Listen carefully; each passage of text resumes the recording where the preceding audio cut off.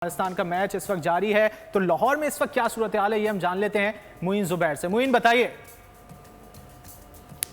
भाई मुइन आवाज आ रही है आपको? लाहौर की मारूफ आबिद मार्केट में इस वक्त मैं मौजूद हूं और शायकीन क्रिकेट को आज के मैच से जी बिल्कुल आवाज आ रही है आपकी। जी बताइए।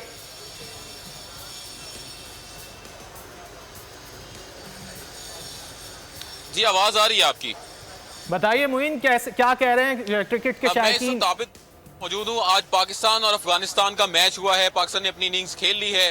लाहौर में इस वक्त शायकीन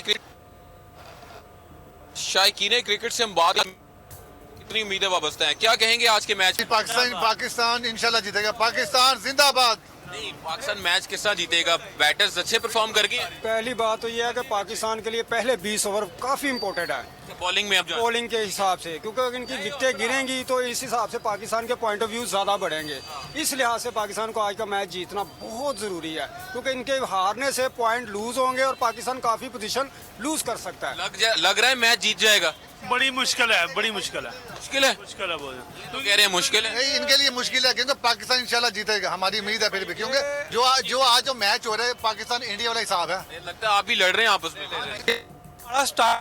पाकिस्तान का टीमों को डॉट इंडिया से हारे कभी ऑस्ट्रेलिया। आज का मैच हम जीत के समझ लो हम फाइनल भी खेलेंगे यहाँ पे इंशाल्लाह। हाँ जी ये बताइए, उससे मुतमईन है आप?